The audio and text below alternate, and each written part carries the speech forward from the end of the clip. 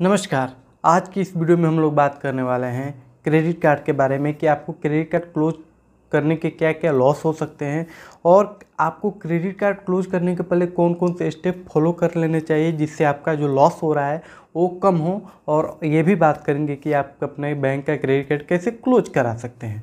तो देखिए आज की इस वीडियो को लास्ट तक जरूर देखिए कि आज की ये वीडियो बहुत ही इंपॉर्टेंट होने वाला है। तो सबसे पहले मैं एक चीज़ क्लियर कर देना चाहता हूँ। अगर आप अपने क्रेडिट कार्ड के साथ कुछ भी छेड़खानी करते हैं तो उसका डायरेक्ट इम्पैक्ट आपका सिबिल स्कोर पे होता है, समझ रहे हैं। तो आज की इस वीडियो में हम इसी सारी चीज़ें पे बातें करने वाले हैं। तो सबसे जो पहला पॉइंट होने वाला है आज की इस वीडियो का, कुछ पार्ट्स में मैंने इस वीडियो को बांट दिया है। सबसे पहला loss of closing credit card.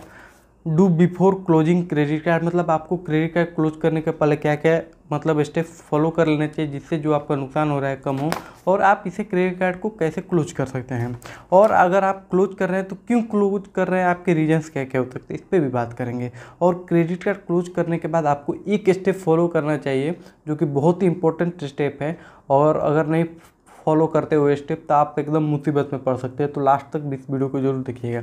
तो सबसे पहले loss of closing credit card के बारे में बात करते हैं। तो देखिए, जब आप क्रेडिट कार्ड पे मैंने बोला है कि कोई सा भी हरकत करते हैं तो आपके क्रेडिट सिबिल स्कोर पे डायरेक्ट इम्पैक्ट पड़ता है। तो your credit account will close, यानी आपका एक क्रेडिट अकाउंट कम हो जाएगा। जैसे जब आप सिबिल स्कोर चेक करते होंगे तो वहाँ पे आपको जितने क्रेडिट कार्ड्स अवेलेबल होंगे कि जितने लोन अमाउंट्स अवेलेबल होंगे वो सारी चीज़ें क्रेडिट अकाउंट के नाम से जाना जाता है। मैं आपको बताने की कोशिश कर रहा हूँ। तो एक आपका जो क्रेडिट अकाउंट है क्लोज हो जाएगा।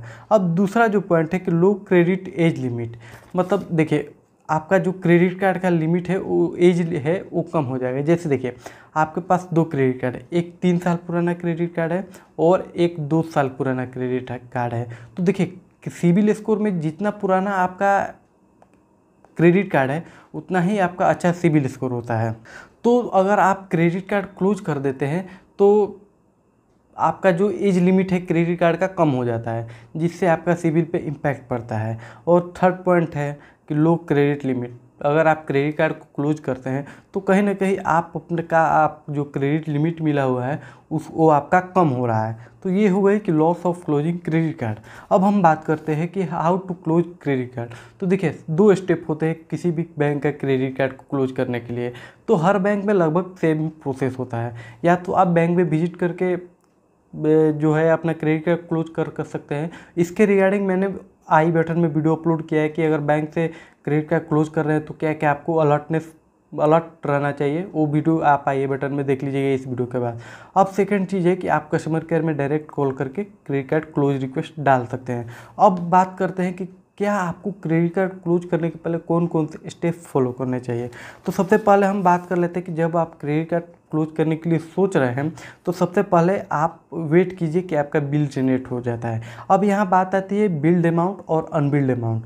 तो देखिए बिल्ड अमाउंट उसे कहा जाता है जो आपका क्रेडिट कार्ड का जो बिल अमाउंट है जो आपने यूज किया है उसका बिल जनरेट हो गया है। और अनबिल्ड अमाउंट उसे कहा जाता है जो आपका क्रेडिट कार्ड लिमिट में से कुछ यूज किया हुआ है लेकिन उसका अभी जो है बिल जनरेट नहीं हुआ है। तो ये आपका दोनों में से कोई भी बकाया नहीं होना चाहिए, दोनों अमाउंट क्लियर होने चाहिए, फुल पेमेंट होने चाहिए दोनों अमाउंट के। अब यहाँ बात आती है ईएमआई की। तो अगर आपके क्रेडिट कार्ड पे ईएमआई है तो उसका भी आपको फुल पेमेंट करना पड़ेगा। अगर आपके पास जो ईएमआई है वो लॉन्ग टर्म का है और 1-2 साल टाइम है उसको पूरा होने में, तो आप उसे प्री क्लोजर फॉर्म बैंक में कॉल करके आप प्री क्लोजर ईएमआई को फुल पेमेंट करके प्री क्लोजर करा सकते हैं। और सेकंड पॉइंट आता है redeem all your reward points.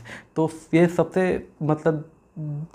आ जाता है जिससे आपका बेनिफिट्स होता है, क्योंकि बहुत सारे लोग क्या करते हैं कि अपने रिवार्ड पॉइंट को रिडीम नहीं करते हैं। तो रिडीम कीजिएगा तो आपको कुछ ना कुछ मिलेगा ही, कुछ ना कुछ वाउचर्स मिलेंगे ही। तो यहाँ पे मैंने बात किया कि कि क्या क्या आपको करना चाहिए क्रेडिट कार्ड क्लोज करने से पहले। अब बात कर लेते हैं कि आखिर लोग क्रेडिट कार्ड क्लोज क्यों कर सकते हैं। तो सबसे पहला पॉइंट आता है कि या तो उनके पास maximum number of credit cards हैं, और सेकंड 4 पॉइंट्स हो जाते हैं कि हाई एनुअल चार्जेस हैं। तो दोनों में से कोई ना कोई एक पॉइंट होगा, तभी आप क्रेडिट कार्ड क्लोज कराने के लिए सोच रहे हैं। अब हम बात करते हैं कि अगर आप क्रेडिट कार्ड क्लोज करा दिए हैं तो आपको उसके बाद क्या करना चाहिए। उसके बाद आपको बैंक से एनओसी ले लेना चाहिए, नो ऑब्जेक्शन सर्टिफिकेट, जिससे अगर फ्यूचर में बैंक आप पे क्लेम भी करता है कि आपका बैंक अमाउंट बकाया है, तो आपके पास नो ऑब्जेक्शन सर्टिफिकेट मतलब रहना मस्ट हो जाता है। बहुत लोग इसे इग्नोर कर देते हैं, लेकिन आपको ऐसा नहीं करना चाहिए। आपको नो ऑब्जेक्शन सर्टिफिकेट लेना चाहिए, जिससे आपकी ही सेफ्टी हो जाएगी एक साइड से।